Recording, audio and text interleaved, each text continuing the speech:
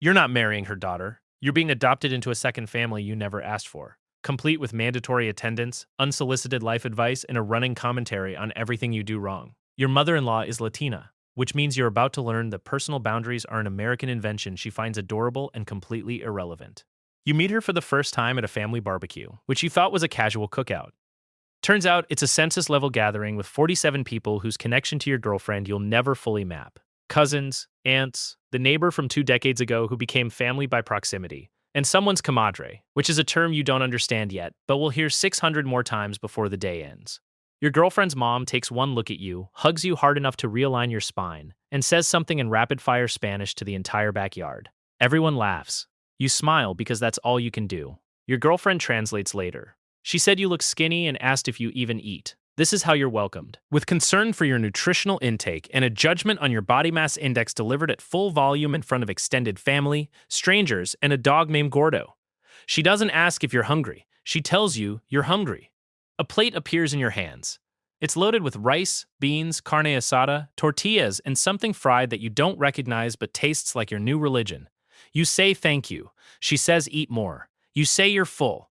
She looks at you like you just admitted to a crime. 10 minutes later, another plate. You didn't ask for it. You don't get a choice. In her home, food is love and refusing food is rejecting love. And rejecting love is basically spitting on her ancestors. So you eat. You eat until your belt is a suggestion. You eat until you understand why every family gathering requires elastic waistbands and a nap. Your girlfriend warned you her mom can be intense, which is like saying the ocean can be damp. Intense doesn't cover it. She has opinions about everything. Your job, your car, your haircut, the fact that you don't call your own mother enough, and how you hold a fork. She delivers these opinions with the confidence of someone who has lived 50 plus years and considers that a certification in being right about everything. You're sitting at the dinner table and she asks what you do for work. You explain. She nods, then asks how much you make. Your girlfriend kicks you under the table. Too late. You already hesitated, which she reads as either you don't make enough or you're embarrassed, both of which require her intervention. She pivots to asking if your job has good benefits, if there's room for growth, if they respect you, and whether you've considered something more stable. You've been dating her daughter for 7 months. She's already conducting a financial audit. 3 months in, she starts calling you Mijo. You don't know when the shift happened. One day you were your name, the next day you were Mijo, which your girlfriend translates as my son. You're not sure how you feel about this. On one hand, it's warm. On the other hand, you're now legally obligated to show up to every family event, help move furniture, and fix things you don't know how to fix because you're Mijo now, and Mijos don't say no. She calls you at 9 a.m. on a Saturday, you're asleep. She's been awake since 5 a.m. because sleeping past sunrise is something only lazy people do, and she didn't raise lazy people, and by extension, you're not allowed to be lazy either. She needs help moving a dresser. You say you'll come by later. She says now is better. You're there in 30 minutes, unshowered, confused, moving a dresser that weighs more than your car. Afterwards, she feeds you breakfast. Eggs, chorizo, tortillas, coffee so strong it could strip paint. You sit at her kitchen table and she asks about your relationship. Not small talk, direct questions. Are you serious about her daughter? What are your intentions? Do you want kids? How many? When? She's building a timeline in her head and you're watching it happen in real time. Your girlfriend says her mom likes you, which surprises you because you assumed being interrogated about your 5-year plan meant you were on probation. Apparently, interrogation is affection. If she didn't care, she wouldn't ask. You're learning that love in this family is expressed through feeding you, asking invasive questions, and volunteering your time without consulting you first. Sunday dinners become mandatory. Not explicitly, but in the way that skipping one results in a phone call asking if you're okay, if something happened, if you're mad at someone. It's easier to just go. You sit at a table with 12 people, plates passing in every direction, conversations happening in 2 languages simultaneously, someone's kid running laps around the table, and your mother-in-law at the head of it all, conducting chaos like a symphony. She asks if you want more food. You've learned the correct answer is always yes. But here's what nobody tells you about having a Latina mother-in-law. The intensity, the questions, the unsolicited advice, it doesn't stop. What changes is how you interpret it. At first, every comment felt like criticism.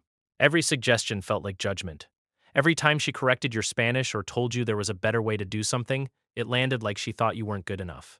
And maybe that's what it was at the beginning. She had a daughter to protect and you were some guy with mediocre job prospects and a rental lease.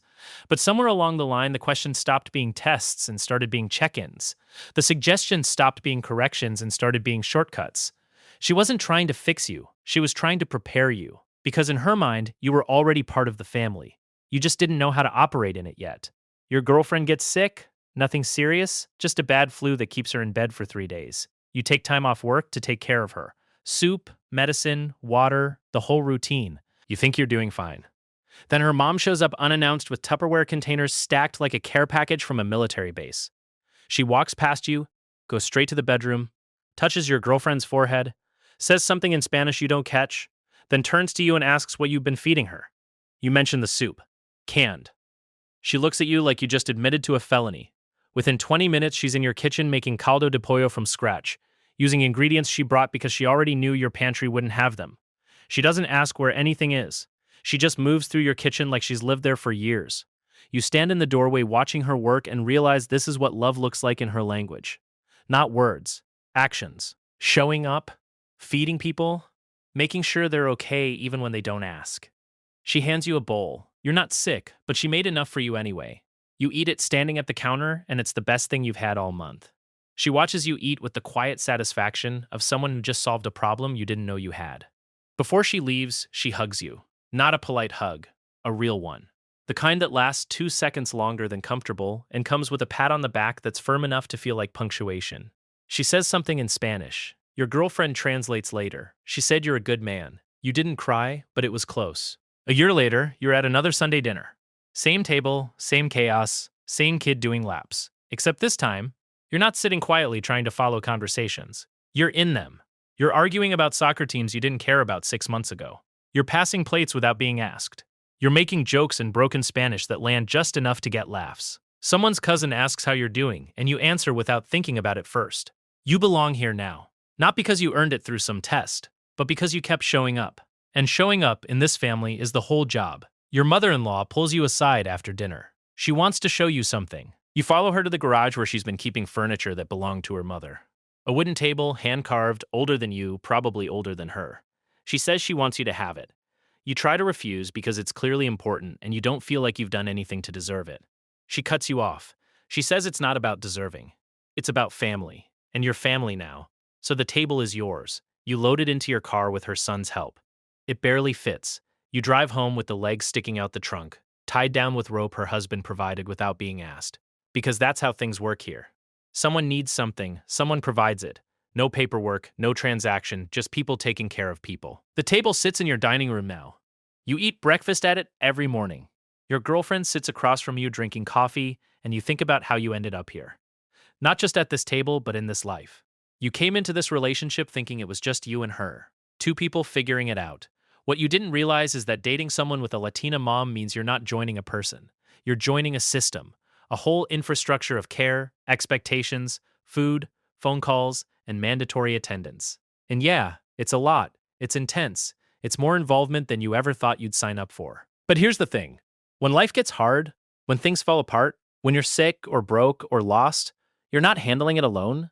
There's a woman who will show up unannounced with Tupperware and take over your kitchen. There's a family that will fold you in without asking if you're ready. There's a table in your dining room that's been passed down through generations, and now it's yours. Not because you earned it, because you stayed.